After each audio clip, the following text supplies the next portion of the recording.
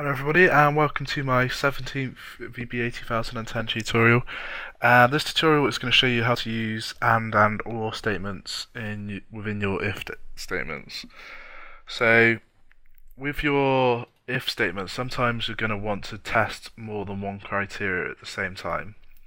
So I'm just going to put in a little form for people to put in, so name, gender. Very simple, so put their name there and gender underneath. I'm just going to turn off grid lines because I hate grid lines. And then they're going to fill this in, and then we're just going to do something with it. So you'll see later. So let's go back into our code, so Alt F11. So what we want to do first is, if they haven't filled any of it in, so if they haven't filled in either of these, then we want it to tell them that they need to fill it in. So first of all, let's go with an if statement. So if, and then we want to test if name is blank. So A3. So if this workbook dot sheets, and we're on sheet 1. So sheet 1 dot range A3 dot value equals nothing. And then we also want to test if gender equals nothing. And so we're going to put, so if that equals nothing, or, and this is where your or is going to come in. So we put one Boolean statement here, and then we put an or, and then we put another Boolean statement. So we're going to put A5 this time. So A5.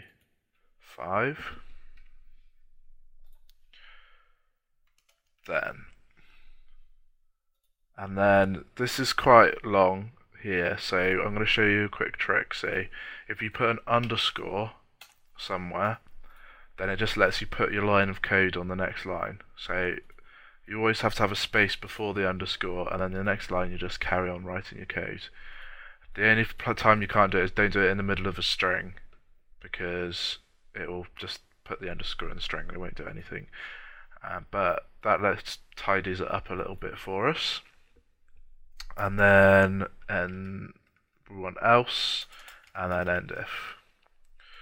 So what this is going to do is it's going to test this workbook dot sheets, and I've spelled workbook wrong, so workbook.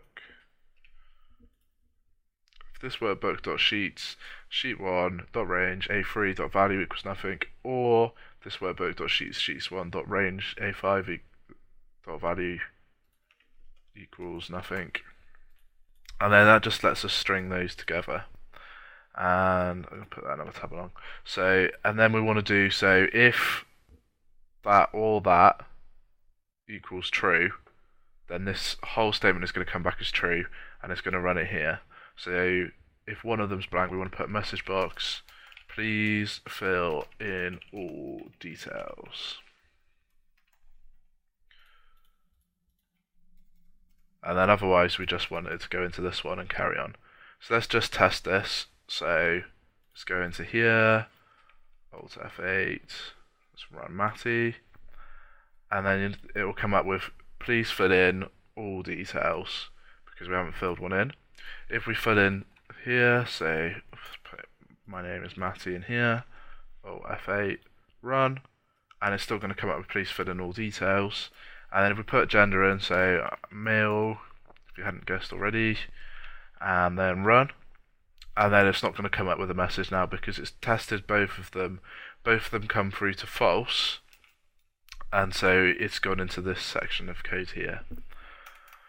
So that's how you use an or statement. You can do as many as you want. So if we put in a third one here, so let's put in age, and then put that like that. And then we want to just test if that one. So put another line in. So we do another or, and then A7. And then when we run this without filling in age, run, and it's going to say, please fill in all of the details. So again, it's just going, if that one's true or that one's true, then it's true, or if that one's true, then it's true. And then, so if I fill my age in, and then press Alt F8, and then run, and then it's going to run fine. So let's move on to ANDs now. So ANDs are very similar to ORs, except whereas ORs, only one of them needs to be true for the whole thing to come back as true, ANDs needs all of them to be true for it to be true, otherwise it will come back as false. So let's start writing an if statement. So I'm going to come back with ticket prices. So we're going to put just a normal if statement first of all. So if age is less than or equal to 16, then message box, you get child's price. Then we want to do an else if and do another one. So else if age is greater than 16. And then we also want to make it so we use an and. So and less than or equal to 65. We want to just do less than 65 because if you're 65 you're going to get the pensioner's price. So then, and you got to put in age again, and you put no space in there, and so else if, and then we're just using an and here, so it's going to make sure that the age is greater than 16 and the age is less than 65, and then we can put message box, you get adult price, and then one final else. So if they're not less than or equal to 16 and they're greater than 16 and less than 65, and then the last one is just message box, you get senior citizen discounts. And then just end if, same as normal. And so let's play this now. So go back into here. I filled in my age, Alt F8, and run. And then it's saying I get child's price because I have put in a age variable without actually filling it in. So let's just dim it. So dim age as integer, and then age equals this workbook dot sheet 1 dot range a7 dot value.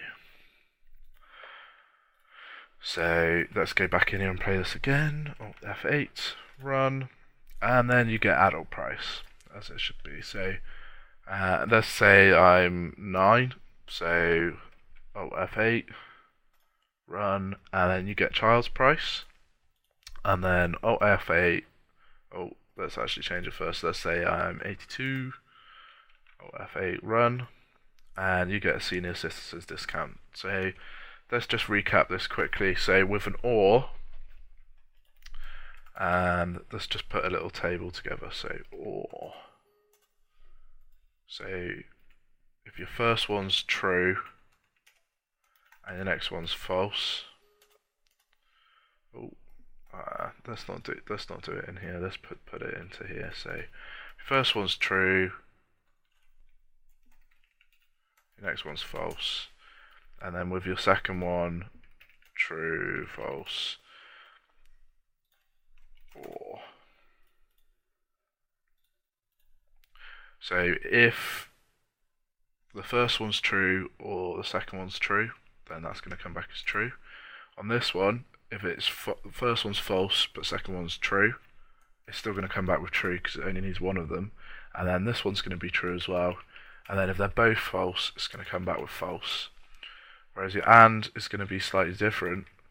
So with your AND, you need that one to be true and that one to be true. So this one here and this one here are both going to be false because one of them is false. So if you find it confusing, then just use these two tables here just to show you how the AND and the OR work. So that's it now for if statement. In the next tutorial we're going to start going into arrays. So thanks for listening and I hope to catch you in the next tutorial.